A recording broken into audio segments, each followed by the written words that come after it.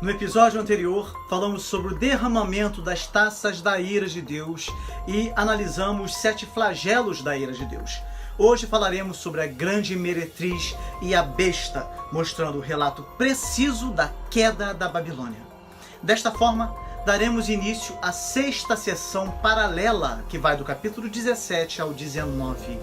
E mais uma vez veremos que ela culmina, e agora de forma mais clara, na segunda vinda de Cristo, com sua vitória triunfal sobre seus inimigos.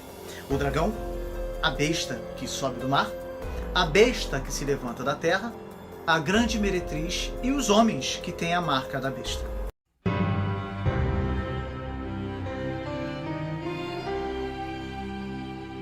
Do ponto de vista literário, o Apocalipse está dividido em 4 visões, sendo a última a Jerusalém Celestial. A primeira contém a visão do Cristo glorificado e suas cartas às 7 igrejas. A segunda contém a abertura dos selos e do rolo, as 7 trombetas e os 7 flagelos. A terceira visão, sobre a qual começaremos a falar hoje, contém a revelação da última etapa da consumação do plano redentor de Deus. E para o bom entendimento desse capítulo, é fundamental compreender o significado de 2 simbolismos que fundamentam toda a sua teologia. A grande meretriz, também é apresentada como a grande Babilônia, e a besta escarlate. Segundo os estudiosos, João pretende contrastar a grande meretriz com a mulher do capítulo 12. Ele pretende estabelecer um contraste entre a cidade santa e esta grande cidade. Ele também pretende sugerir um contraste entre esta meretriz e a esposa de Cristo. Mas a grande cidade é mais do que Roma. Ela é a cidade do homem. O Antigo Testamento usa muito a figura do adultério para Israel, esposa infiel de Deus, que demonstrava sua infidelidade adorando deuses falsos. Povos pagãos nunca foram acusados pelos profetas desse tipo de pecado. Às vezes, o pecado de Israel era também descrito como prostituição. Como se fez prostituta a cidade fiel? Ela não somente foi infiel a seu Deus, também se vendeu como prostituta a quem a quisesse.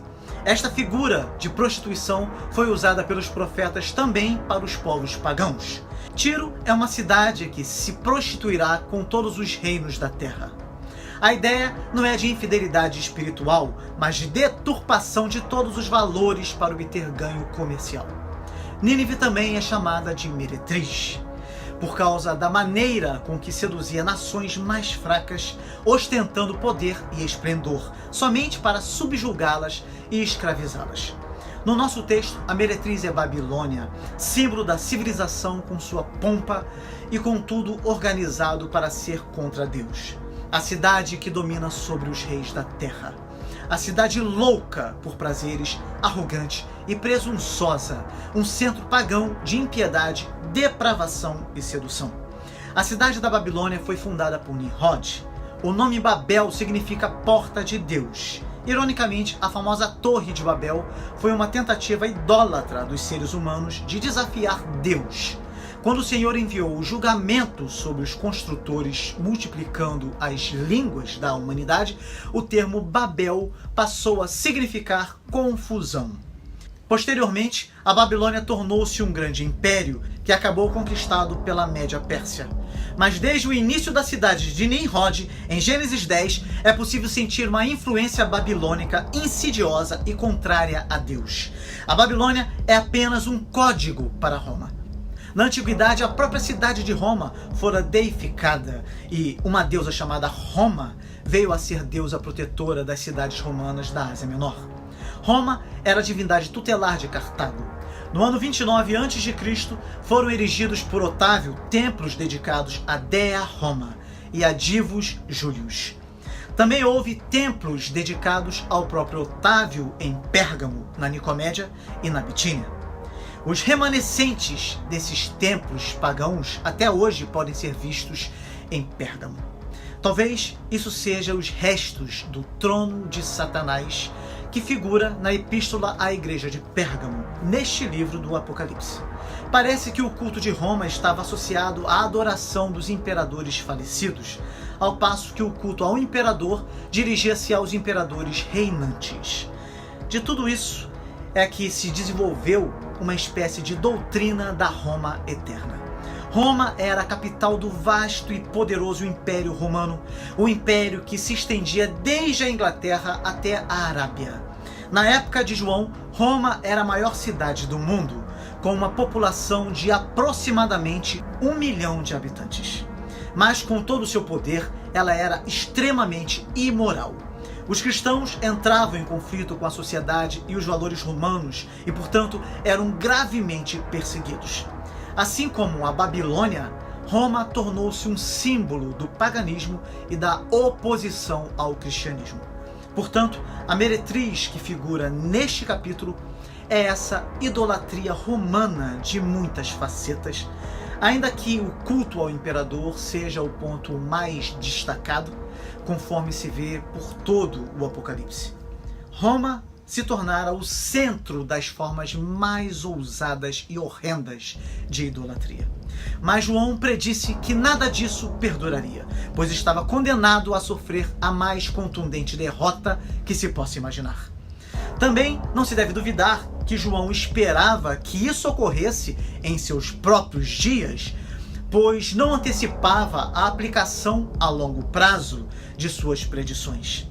Nessa expectação, que não se cumpriu em seus próprios dias, João não se mostrou diferente dos profetas do Antigo Testamento, como Isaías, que esperava o reino messiânico para imediatamente depois do julgamento da Assíria.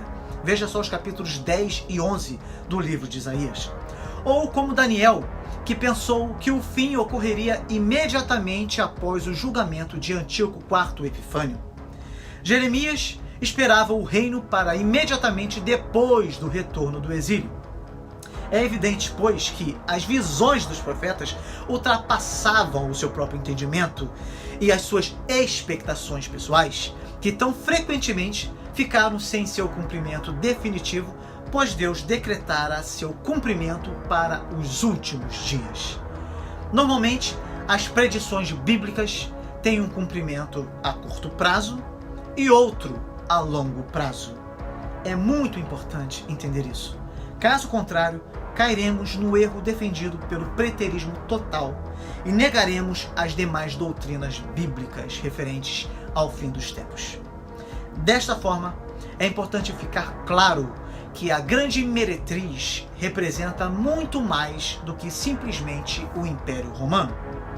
Este simbolismo aponta para a sociedade humana através da história, que com seus encantos, luxúrias, vícios e depravações afrontam a ordem divina e afastam o homem do seu Criador e dos seus propósitos santos.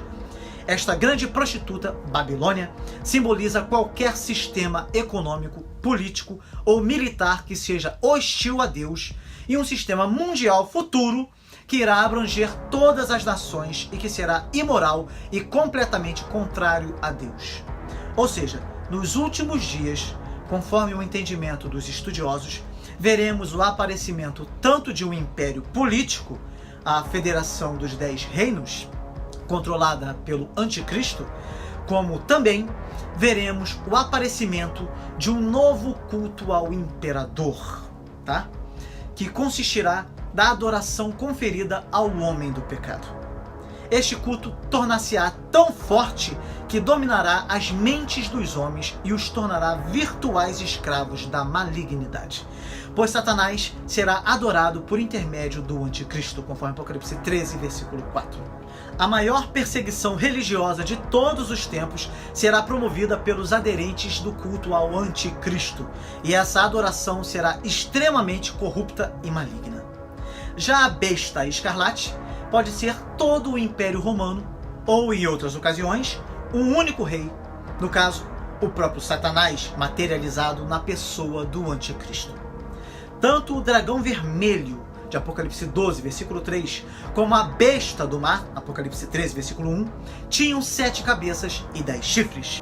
A cor da besta, não mencionada no capítulo 13, é muito semelhante à do dragão, Satanás, no capítulo 12, versículo 3. Os termos gregos são diferentes, mas basicamente a cor é a mesma, escarlate, para indicar o relacionamento íntimo que há entre a besta e seu mestre, o dragão vermelho, que foi identificado como Satanás. Portanto, a besta do mar era agente de Satanás e foi identificada com o Império Romano, sendo este um simbolismo já bem definido anteriormente no estudo do capítulo 13, tá? No qual concluímos tratar-se da figura bíblica do anticristo.